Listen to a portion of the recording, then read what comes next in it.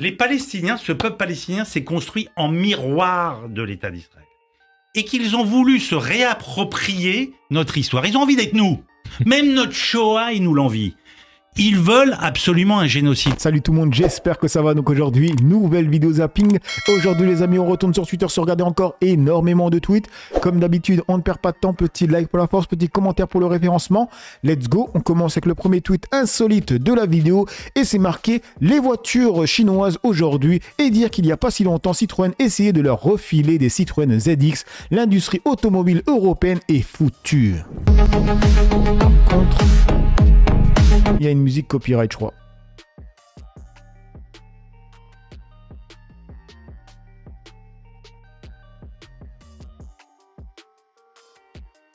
La porte se ferme automatiquement, la voiture se gare automatiquement, les mecs, une dinguerie.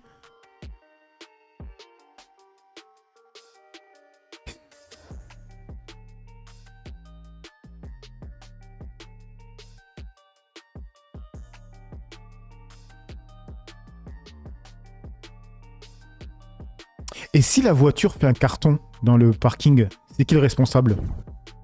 Pose la question. Et on passe sur ce tweet de Chef Surpris qui a marqué « C'est une excellente nouvelle de voir de plus en plus de personnes, et notamment des personnes publiques, prendre enfin la parole sur deux sujets fondamentaux, l'euro numérique et la légitimité de l'Union européenne elle-même. » C'est avec Pascal le grand frère.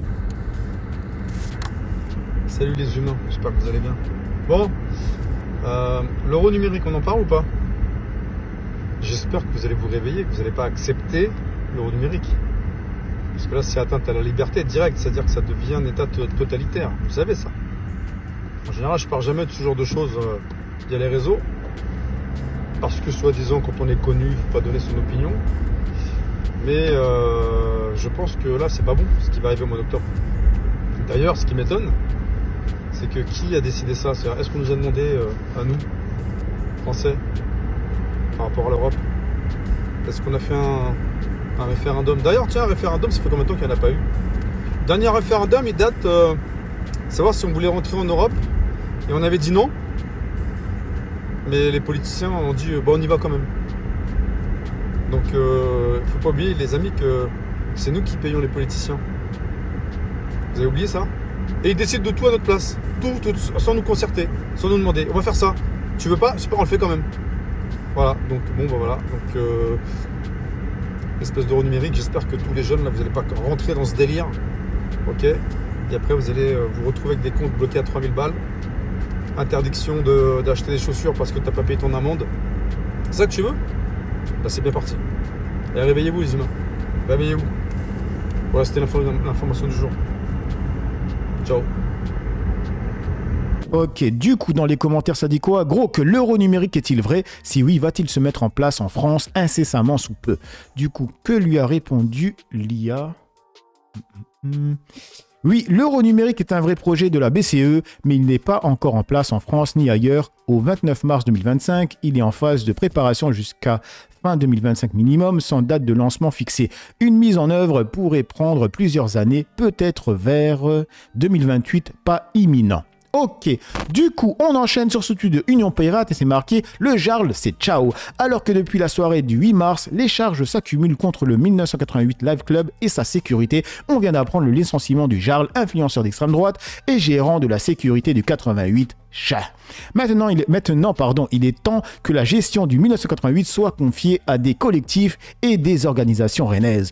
Du coup, il y a le Jarl qui répond en disant « J'attendais l'annonce officielle pour pouvoir en parler. Je n'ai rien à dire sur la décision du propriétaire des lieux. Je laisse les commentateurs commenter. J'ai surtout une pensée aux membres de l'équipe qui me suivaient avec courage et honneur pour protéger durant 3 ans une...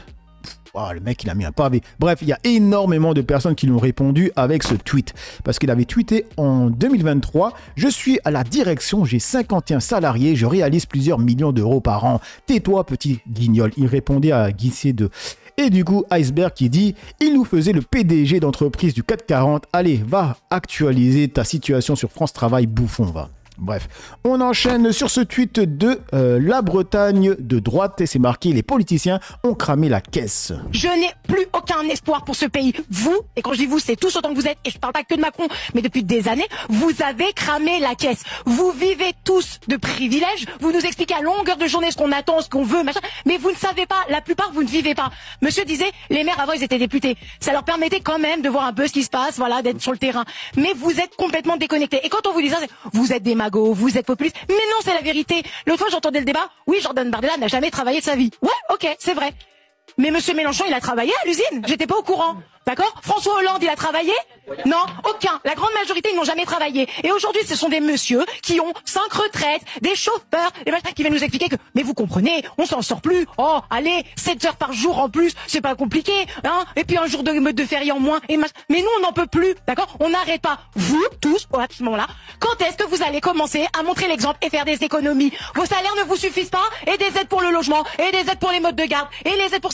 Mais c'est plus possible, en fait. Et quand on vous dit ça, alors qu'on le dit tous, on peut prendre le micro, on va tous dire la même chose, c'est, mais vous êtes des magots, mais vous êtes populistes. Non, c'est juste qu'il y en a marre. Nous, on gère pas, alors qu'on tire le diable par la queue, d'accord? On fait avec ce qu'on a, et on s'en sort pas. Et vous avez les tickets de la bourse, vous avez l'argent à foison sans même devoir rendre de compte, et vous cramez la caisse. Et après, vous nous dites, excusez-moi, mais on a découvert, là, va falloir nous donner parce que nous, on s'en sort plus. Et c'est plus possible, en fait. Et ça, c'est à tous les niveaux. Et quand j'entends, non, moi, je signe pas cette loi parce que ça, c'est l'URN. Alors, par principe, je suis d'accord, hein. Comme là, le monsieur, c'est ce qu'il disait, la loi pour l'endométriose. Mais à quel point c'est ridicule, en fait. Mais vous vous rendez compte un petit peu de l'image que vous donnez? Moi, mes parents, c'est des boomers. D'accord? Typiquement. Aujourd'hui, je fais partie de la génération qui sait qu'elle aura, qui, pour le même âge, a une moins bonne situation que mes parents. Je vais vous le dire, j'ai que 34 ans. Je suis jeune. Je n'ai plus... Les mecs, j'ai 10 ans de plus qu'elle. J'ai 10 ans de plus qu'elle. Aucun espoir pour ce pays. En tout cas, elle en a gros sur la patate, hein. Comme je le disais, si j'avais l'opportunité, je serais la première à partir. D'accord? J'aime mon pays, j'aime la France, j'aime ce qu'il représente. Je n'ai pas envie de partir. Attendez, mais si je pouvais, je fuirais. Ok, on enchaîne sur ce tweet de Marc et c'est marqué Arcom. Coucou l'Arcom, on écoute. En tout cas, peut-être pour conclure, Sane Coffini qui disait, mieux vaut pas être de droite aujourd'hui quand vous vous retrouvez face à la justice. Hein. Non, mais c'est vrai, c'est une réalité. Et on voit beaucoup que les instances judiciaires sont tenues par des hommes de gauche, me semble-t-il. Conseil constitutionnel, Conseil d'État. Franchement, les mecs, à les écouter, quand il y a quelqu'un de droite qui passe devant la justice, on ne devrait pas le condamner. Parce que si on le condamne, on est de gauche automatiquement. C'est incroyable. Non, mais c'est vrai. Article 40 également. Monsieur le bâtonnier de Paris, l'avocat Arnaud Klarsfeld acquiesce publiquement des propos portant atteinte à l'honneur et à la probité de l'institution judiciaire en violation manifeste de l'article 183 du décret du 27 novembre 1991. Arcom. Et on enchaîne sur ce tweet de Alma Dufour qui a marqué « L'Union européenne veut imposer 40 milliards de dépenses supplémentaires dans la défense. Macron promet de le faire sans augmentation d'impôts. Il va donc payer encore plus nos hôpitaux, nos écoles, nos services publics, il veut financer la guerre avec votre argent. » Oui les mecs, bon je vais détendre l'atmosphère un peu. À chaque fois que je vois Alma Dufour parler, il y a une réplique qui me vient en tête d'un film, c'est « Elle a les yeux qui sentent le cul ». Bon, je sens que les féministes vont s'énerver dans les commentaires. Les amis, on est dimanche, on se détend. On peut rigoler, ça va? Allez, on écoute. On a déjà un budget militaire qui a été considérablement renforcé il y a 2 ans déjà avec la loi de programmation militaire et des montants qui se portent aujourd'hui à hauteur de 50 milliards par an pour la défense. Donc effectivement, il y a du budget pour cette aide. De toute manière, en plus, il fallait une preuve supplémentaire et c'est ça qu'on lui reproche. Parce que 2 milliards, c'est pas grand-chose. On parle pas des 40 milliards qui ont été demandés par Ursula von der Leyen, donc présidente de la Commission européenne. De 40 milliards, c'est l'effort à l'échelle de la France qu'il faudrait mettre pour atteindre 3,5% du PIB pour les pays européens. Et là, Emmanuel Macron avait été très clair et c'était absolument scandaleux. Il avait dit ça se fera sans augmenter les impôts. Mais là, quand on parle de 40 milliards, on parle plus de 2 milliards. Oui. 40 milliards, si c'est pas en augmentant les impôts, ça veut dire c'est en prenant de l'argent aux écoles, aux hôpitaux, à l'enseignement supérieur, à la transition écologique. Et ça, on est résolument contre. Ok, du coup, dans les commentaires, je ne sais pas pour vous, mais perso, je suis favorable à l'idée d'envoyer Emmanuel Macron combattre au front si la France devait s'engager en Ukraine. Bon, il n'y a pas de commentaires. On enchaîne sur ce tweet de Kuntaman Kinte qui a marqué « À peine a-t-on digéré le complément d'enquête d'hier soir sur Nasser Al-Khelaifi du PSG que Pascal Pro de Fashion News nous apprend ce matin que complément d'enquête prépare une émission sur CNews. Et évidemment, Pro a peur car face à de vrais journalistes, il a du mal. » Il y a une chaîne qui m'a contacté et je leur ai dit que je ne leur parlais pas. Je crois que c'est complément d'enquête qui prépare un magazine sur CNews. Bon, alors... Bon courage. Alors, je peux vous dire... Pourquoi vous leur parlez pas, Pascal Pro? Mais parce que je connais leur reportage, je peux écrire leur reportage. Je peux dire ce qu'ils vont sortir. Ils vont sortir une image avec Claire Nouvian il y a 6 ans. Ils vont sortir une autre image avec comment s'appelait cette jeune femme, avec Caroline Mécari. Je peux vous dire. 3 phrases sur la Russie. 3 phrases et Camomille. Je peux vous dire le sujet qu'ils vont faire. Voilà, ils vont sortir ces 3 durs, ils vont trouver quelqu'un qui, comment dire, dans le noir, il n'a pas été gentil avec moi en 1982, ou je ne sais pas, ou alors bon, je connais leur reportage, il est écrit, je peux leur écrire avant. C'est un faisceau d'indices. Ah, c'est un faisceau d'indices, mais ça me gêne pas du tout. Comme ça, parce qu'ils ont une séquence, là. Mais ils vont la prendre. Du coup, dans les commentaires, ça dit quoi? Il y a la vidéo en off où il engueule son chroniqueur parce qu'il soutient la Palestine. C'est un classique, cette vidéo. Très bien. Bah pourquoi? Je défends pas les Palestiniens. J'ai défendu les Palestiniens. Ouais, non. Et tu dis que tu les comprends. J'ai dit je comprends les Palestiniens. Non, il a pas dit qu'il les comprenait, il a expliqué la situation. Israël, les mecs, ils veulent tuer Israël, les Palestiniens. Tu préférais que je dise ça, Pascal? Comment? Tu préférais que je dise ça? Oui. D'accord. Parce que c'est la réalité. Non mais c'est une révélateur. C'est la réalité. D'accord. Un État qui veut tuer Israël. C'est aberrant de dire ça. C'est aberrant de dire ça. On parle de sport. Mais vous savez qu'on n'est pas d'accord, on va pas. Voilà. Allez. Et vous êtes bon quand même. Félix, mais vous êtes juif. Les Salomon. Ok, et quand maintenant on voit l'état d'Israël, du territoire, et l'état du territoire palestinien, dans quel état il est? Du coup, il y a quoi d'autre alors? Attendez, on va mettre pause, il y a aussi ça là. Donc, parce que Pro ne serait pas un journaliste, un vrai? Pro n'est pas un journaliste, mais une arnaque, et c'est Christian Clavier qui le résume le mieux. Vous êtes vraiment un fin analyste de la vie politique. Oui, comme vous l'aimez vous. beaucoup. Oui, mais moi c'est mon métier. Vous, on vous imagine pas Non, toujours là-dedans. non, vous, votre métier était d'être cuisinier au départ, et puis après vous avez obliqué vers le sport, notamment le football, et maintenant vous êtes placé dans ce truc-là en prétendant avoir des compétences que vous n'avez pas du tout. Mais en tout cas, c'est très sympathique d'appeler. Bon, vous Une êtes autre pas... question? Franchement, vous êtes pas genre... Voilà, genre il rigole, mais Clavier il est sérieux, hein, c'est ça le truc. C'est quoi ça? Il n'avait pas déjà refusé ses médiatiques il y a quelques semaines, je confirme. Il y a une émission du dimanche d'où j'oublie le nom. Ils sont en train de préparer un dossier. Ils m'ont demandé de venir. C'est médiatique, me dit Marine Lançon. C'est médiatique.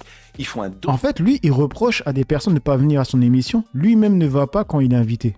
dossier pour expertiser notre antenne. Ils m'ont demandé de venir. Je leur ai dit, mais j'ai pas besoin de venir puisque tous les jours je parle. Je réponds. J'ai pas besoin de venir. Mais si ils veulent dire que nous sommes pro-russes, ils prendront précisément ce que vous venez de dire. Ils diront, regardez Vincent Herouette. Bon. Et c'est ça qui est absolument... Non mais, je referme la parenthèse. Avant, je le répète, d'être avec Julie... Vous devriez y aller. Non, mais pourquoi? Parce que déjà, vous ne laisseriez pas votre fauteuil à quelqu'un d'autre qui va encore charger la barre. Mais non, mais ça sert à rien. C'est toujours intéressant pour parler. Monsieur Darmanin. Mais non, en plus, non, je n'en fais pas de faute d'attention. J'ai eu le rédacteur en chef hier, il s'appelle Monsieur Dagiral, il est sûrement très... Oui, Thierry Dagiral. Le papier du Monde, en l'occurrence. Je le connais bien. Oui, mon ancien rédac chef. Et il y a, je l'ai rencontré chez Europe. Bah écoute, il n'y a pas de souci, mais il va faire un boulot, il n'a pas besoin de moi, puisque on en parle tous les jours. Je peux y aller, bon, mais allez-y si vous voulez, il n'y a pas de problème. Bon. Ok, du coup, on enchaîne sur ce tweet de... Attendez, c'est lancé la vidéo. Hervé qui dit « Mario Maréchal pleure sur les lieux du 7 octobre en Israël. Moi aussi, j'ai encore pleuré hier, mais c'était devant un épisode de La Petite Maison dans la Prairie. J'adore. » Bon, en gros, j'avais pas besoin de mettre pause, hein. Il n'y avait pas grand-chose. Du coup, il dit quoi? Putain, Philippe, cette mise en scène, c'est carrément grotesque. Cette connivence entre eux et Israël est très louche, très très louche. Il y a pire que mentir à ses électeurs, c'est se mentir à soi-même. Hop la ventre, fausse blonde. Ok, on enchaîne du coup sur ce tweet de Pierre qui dit « Elle a trahi tout le monde, y compris son grand-père ». Donc il montre des tweets de Jean-Marie Le Pen qui avait dit « À Gaza, les médias parlent d'affrontements entre Palestiniens et Israéliens, mais les dizaines de morts et les centaines de blessés sont tous Palestiniens. Il faut que cesse ce massacre. » Ouh. Gaza, la capture d'un soldat ennemi n'est pas un crime et ne justifie pas de représailles sur la population civile. Et encore, il continue en disant « Elle s'est trahie elle-même. En 2014, elle avait un autre discours, la même que celui de son grand-père, et maintenant, elle mange dans la main de ces fanatiques terroristes. Moi, j'oublie pas. » Mario Maréchal qui avait dit « Au FN, nous sommes pour la reconnaissance de l'État palestinien. » En 2014. Bref, on enchaîne du coup sur ce tweet de Claude Elkal qui a marqué « Urgent, Israël bombarde Beyrouth, Israël bombarde Beyrouth, Israël bombarde Beyrouth ».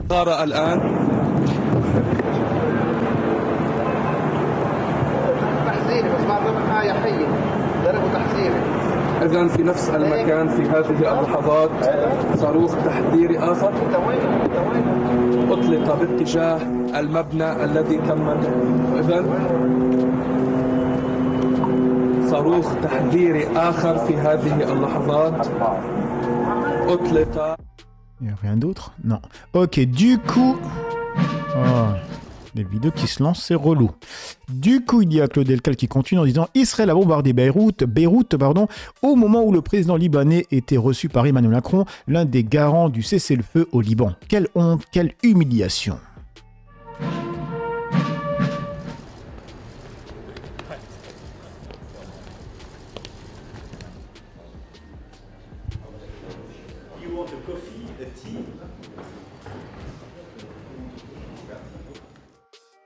Ok, du coup, on termine sur ce tweet de Caisse de Grève et c'est marqué à ce niveau-là, c'est pathologique. Les Palestiniens, ce peuple palestinien s'est construit en miroir de l'État d'Israël. Et qu'ils ont voulu se réapproprier notre histoire. Ils ont envie d'être nous. Même notre Shoah, ils nous l'envient. Ils veulent absolument un génocide. Mais pourquoi ? Parce qu'ils pensent que le monde nous a donné Israël après la Shoah, donc après un vrai génocide. Donc ils se disent, on va émouvoir le monde en disant que nous aussi on est victime d'un génocide et on va nous donner des territoires. Ok, du coup ça dit quoi dans les commentaires? Mais quelle horreur, c'est qui se fout?